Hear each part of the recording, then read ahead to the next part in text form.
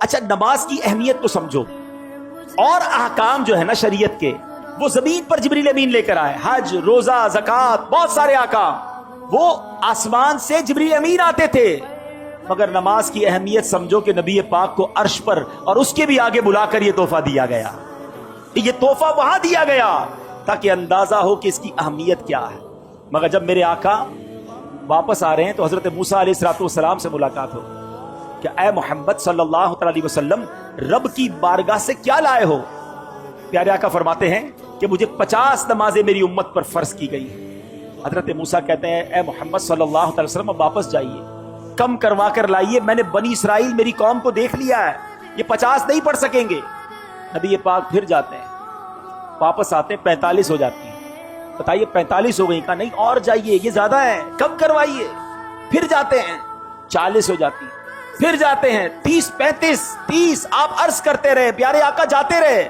یہ تھوڑا سا رک جاتا ہوں، ایک اور بات اس میں سیکھنے والی ہے کہ نبی پاک کی رسائی کیسی تھی، جب چاہتے چلے جاتے تھے، یہ ایک بار جانا نہیں ہوا، کسرے دنا تک کس کی رسائی، جاتے یہ ہیں آتے یہ ہیں پھر جاتے یہ ہیں آتے یہ ہیں۔ یہ کیسا کنیکشن تھا، یہ کیسی اجازت تھی۔ اچھا ایک اور عشق والی بات علماء کہتے ہیں کہ حضرت موسیٰ نے ہمارا تو بھلا کیا ہی کیا، اپنا بھی ایک بھلا کیا تھا۔ کوہ طور پر دیکھنا چاہتے تھے نا، نہیں دیکھ پائے نا۔ آج بھی کچھ عشاق پتہ ہے جو مدینے سے آتا ہے نا اس کی آنکھوں کا دیدار کرتے ہیں کہ ہم نے مدینہ نہیں دیکھا، ان آنکھوں نے مدینہ دیکھا، ان آنکھوں کو چوم لوں۔